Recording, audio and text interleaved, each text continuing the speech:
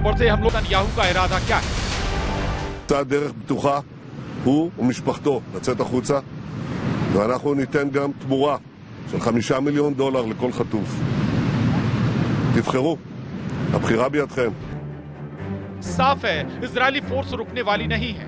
वो हमास को सिर्फ खत्म ही नहीं कर रही बल्कि इस बात का भी पूरा ख्याल रख रही है कि उसकी कमर पूरी तरह टूट जाए, वो फिर से गाजा की गलियों में आतंक का पर्याय ना बने। लेकिन इसी बीच नेतन्याहू ने ऐसा ऑफर दे दिया जिससे हमास भी चौंक गया है। गाजा में नेतन्याहू ने साफ किया है कि उनके जीते जी हमास अब कभी भी गाजा की गद्दी पर नहीं बैठ पाएगा। गाजा दौरे पर इजरायली प्रधानमंत्री ने गाजा के लोगों को एक ऑफर दिया। ऑफर था बंधकों को वापस करो, अरबपति बन जाओ।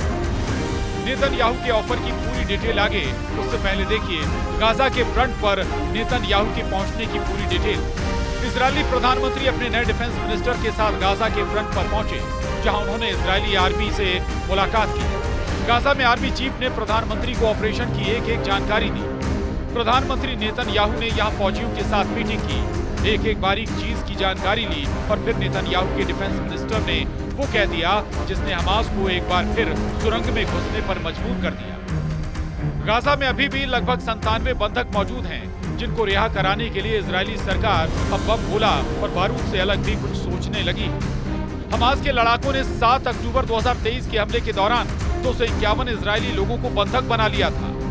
उनमें से 97 अभी भी गाजा में हमास की कैद में हैं। 251 इजरायली बंधकों में 34 की मौत की पुष्टि हो चुकी है। लगभग 132 बंधकों को पिछले समझौते और ऑपरेशन में रिहा किया जा चुका है। इजरायली पीएम ने ये भी कहा है कि बंधकों को जो भी छुड़ाएगा उसे गाजा से सेफ एग्जिट दिया जाएगा, उसे उसके परिवार के साथ इजरायली नागरिकता मिलेगी। खबरों के मुताबिक इजराइल गाजा से अब अपना फोकस लेबनान पर शिफ्ट करना चाहता है। इजराइल ये भी चाहता है कि जल्द से जल्द उसके बंधक रिहा हो। इजराइल में नेतन्याहू के खिलाफ विरोध प्रदर्शन बढ़ते ही जा रहे हैं। बंधकों के परिवार वाले सरकार से गाजा में सीज फायर की अपील कर रहे हैं। इजरायली जनता बंधकों की रिहाई न होने से नाराज प्रदर्शनकारी प्रधानमंत्री नेतन्याहू और उनकी सरकार पर बंधकों की रिहाई के लिए ठोस कदम नहीं उठाने का आरोप लगा रहे थे। प्रदर्शनकारी नेतन्याहू पर आरोप लगा रहे हैं, वो साफ साफ कह रहे हैं कि नेतन्याहू अगर जंग रोकने का समझौता कर लेते तो बंधकों को छुड़ाया जा सकता था। नेतन्याहू राजनीतिक वजहों से समझौता करना नहीं चाहते, जिसकी वजह से उनके अपनों की जान पर लगातार खतरा बना हुआ है। लोग इजराइल के पूर्व रक्षा मंत्री योव गैलेंट की बर्खास्तगी से भी गुस्से में। गाजा में खाना जुटाना चुनौती बन गया है। 50,000 बच्चे गंभीर कुपोषण का शिकार हो चुके हैं। गाजा का हेल्थ सिस्टम पूरी तरह से खत्म हो चुका है। इजराइल की बमबारी में गाजा के ज्यादातर अस्पताल तबाह हो चुके हैं। डॉक्टर्स विदाउट बॉर्डर्स की अप्रैल की एक रिपोर्ट में दावा किया गया है कि युद्ध से पहले यहां डायरिया के मामले 25 गुना बढ़े। इंटरनेशनल क्राइसिस ग्रुप की रिपोर्ट के मुताबिक 7 अक्टूबर से अब तक इजराइल ने फिलिस्तीनियों पर 1000 से ज्यादा हमले किए हैं। इंटरनेशनल क्राइसिस ग्रुप की रिपोर्ट के मुताबिक 7 अक्टूबर से अब तक इजराइल ने फिलिस्तीनियों पर 1000 से ज्यादा हमले किए। इस युद्ध को 1 साल से ज्यादा वक्त हो चुका है। इस दौरान 40,000 से ज्यादा लोग मारे जा चुके हैं। गाजा हेल्थ मिनिस्ट्री के आंकड़ों के अनुसार ये गाजा की आबादी का करीब 2% है। इजरायली सेना के मुताबिक इसमें 17 से 18,000 हमास के लड़ाके थे। इजराइल और हमास के बीच शुरू हुई जंग अब बढ़ते बढ़ते लेबनान और ईरान तक पहुंच गई। गाजा का हाल ऐसा हो गया है कि वहां के लोग भी अब इसे ब्लड वैली कहने लगे। गाजा के लोगों का दावा है कि अब वहां पर शवों को दफनाने के लिए भी जगह नहीं बची।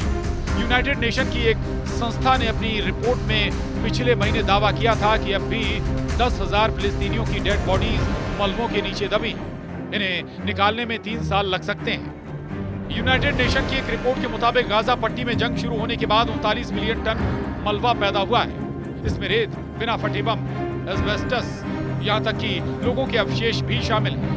वर्ल्ड बैंक की रिपोर्ट में अनुमान लगाया गया था कि इन बर्बाद हो चुके घरों को फिर से पहले जैसा बनाने में 80 साल लगेंगे। हालांकि गाजा में रहने वाले लोगों के पास ना तो इतना समय बचा है और ना ही उनके पास इतना पैसा है जो इसकी भरपाई कर सके। दूसरी तरफ फसलों और खेतों के बर्बाद होने से भुखमरी का संकट खड़ा हो गया है, जिसकी जद में लाखों लोग आ गए हैं। लेकिन युद्ध वहीं फंसा हुआ है जहां से शुरू हुआ था। बंधकों के बदले $50 लाख देने की नेतन्याहू की पेशकश को इसीलिए नेतन्याहू की आखिरी चाल कहा जा रहा है। एक तरफ नेतन्याहू के ऑफर ने सबको हैरान कर दिया है, तो वहीं जंगी जेट से बरसे बारूद से बर्बाद हो रहा लेबनान। जैसा कोहराम कफर में, वैसा बारूदी मंजर अल फैदा का। बारूदी प्रहार से लेबनान के जहरानी की हवा तक जहरीली हो चुकी है। तेहरान टाइम्स ने दावा किया है कि इजरायल लेबनान में फॉस्फोरस बम बरसा रहा है। इजरायल की एयर स्ट्राइक का बदला हिजबुल्लाह बॉर्डर पार रॉकेट की बौछार से ले रहा है। लेबनान के लड़ाके बराबर की टक्कर दे रहे हैं। कई फ्रंट पर तो हिजबुल्लाह हावी हो चुका है। इजरायल के किर्यात शमोना की रिहायशी बस्ती में फटते लड़ाका ग्रुप के रॉकेट युद्ध में नया टर्न आने की तस्दीक कर रहे हैं। इजरायल आर्मी को समझ नहीं आ रहा कि फाइटर ग्रुप के हाथ कौन सा अजय हथियार लगा। ये पर्दाफाश खाड़ी युद्ध के सबसे विस्फोटक रुख अख्तियार करने की मुनादी। हिजबुल्लाह फाइटर जिस तरह से इजरायल को दहला रहे हैं, तेल अवीव को मिसाइलों से जला रहे हैं, लेबनान से ड्रोन के बेड़े इजरायल में घुसकर कोहराम मचा रहे हैं, उसका अगला पड़ाव पूरे इजरायल की तबाही तक पहुंच सकता है। नेतन्याहू के लिए वॉर जोन से बैक टू बैक आ रही बैड न्यूज से ज्यादा डराने वाला अपडेट हिजबुल्लाह के हथियार गोदाम में मिले मोस्ट पावरफुल नेशन के जंगी लड़ाके हैं। रूस के हथियारों से इजरायल को धुआं कर रहे हिजबुल्लाह लड़ाके युद्ध को जीत की दहलीज तक ले जा सकते हैं। तो क्या रूस ने युद्ध जीतने वाले हथियारों की खेप लेबनान भेज दी? क्या ईरान से सीक्रेट डील के तहत रूस हिजबुल्लाह को हथियार की सप्लाई करने लगा है, या फिर प्रेसिडेंट पुतिन की जानकारी में खड़ी युद्ध में मेड इन मॉस्को हथियारों के धमाके सुनाई दे रहे हैं? सच क्या? हिजबुल्लाह के पास कौन कौन से रूसी हथियार हैं?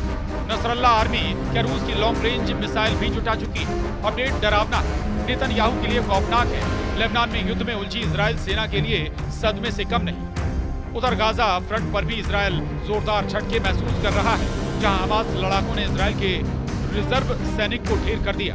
पुतिन आर्मी जिन हथियारों से यूक्रेन में तहलका मचा रही है, वही हथियार हिजबुल्लाह लड़ाके इस्तेमाल कर इजरायल को हराने के वॉर प्लान पर चल रहे हैं। मगर फाइटर ग्रुप को हथियार की सप्लाई कौन कर रहा है, इस पर ना तो रूस जवाब दे रहा है, ना ही सीरिया ने कोई सफाई दी है। जाहिर है हिजबुल्लाह की तरफ से जवाब मिलना भी नहीं है, लेकिन इजरायल क्लियर कर चुका है कि लेबनान में मिले रूसी हथियारों का क्या होगा। इजरायल के डिप्टी विदेश मंत्री शेरेन हॉस्केल ने लेबनान, गाजा पट्टी और वेस्ट बैंक में आईडीएफ की ओर से जब्त किए गए किसी भी रूसी हथियार को यूक्रेन को देने का प्रस्ताव रखा है। यूक्रेन के राजदूत ने इसकी तारीफ की है। ये प्रस्ताव पास हुआ तो एक नया फ्रंट खुलना तय है। इजरायल ने यूक्रेन के लिए स्टैंड लिया तो पुतिन खुलकर खाड़ी युद्ध में आ सकते हैं। ऐसे में ईरान और पुतिन का अलायंस इजरायल के लिए सबसे बड़ा सेटबैक हो सकता है। रूस के पास दुनिया के सबसे विनाशकारी हथियार हैं, जिनके हाथ लगते ही ईरान समर्थक फाइटर ग्रुप इजरायल को घेर कर मारेंगे। ज्वाइंट अटैक से इजरायल सिर्फ एक सूरत में निपट सकता है, वो है सुपर पावर अमेरिका का युद्ध में सीधा दखल। अमेरिका की एंट्री न्यूक्लियर युद्ध का अलार्म होगा।